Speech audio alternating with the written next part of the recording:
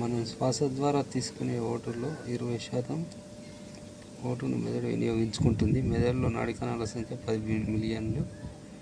శక్తి కోసం మెదడు పూర్తిగా గ్లూకోజ్ మీదనే ఆధారపడుతుంది. 1990 నుంచి 2000 దశాబ్దాన్ని మెదడు దశాబ్దం అంటారు. మెదడులో 3 భాగాలు ఉంటాయి. ఒకటి ముందు మెదడు, మధ్య మెదడు, 3 వెనుక మెదడు. ముందు మెదడు ఈ మెదడులో అతిపెద్ద భాగం 995 గ్రాములు. దీన్ని మస్తిష్కం అని కూడా అంటారు. మధ్య లోతైన గాడి.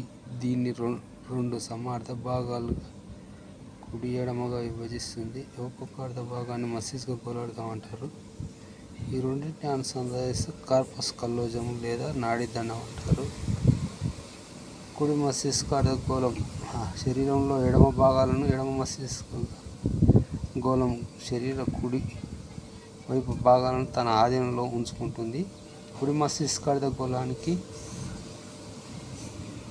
అగాధం గురైనప్పుడు శరీరంలో ఎడమ భాగాలు ఎడమ మస్తిష్క గోళానికి అగాధం గురైనప్పుడు శరీర కుడి భాగాలు పక్షవాతానికి గురవుతాయి. మస్తిష్కంలో గట్లు వంటి నీటి ప్రాంతాలను గైరే అని, లోతైన ప్రాంతాలను సల్సై అంటారు.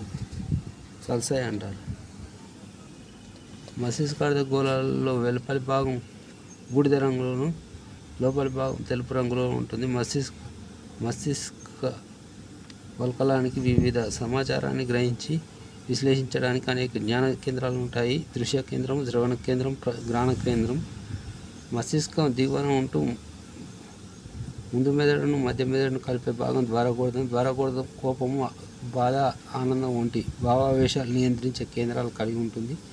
ద్వారగోళం భాగంలో హైపోథాలమస్ ఉంటుంది.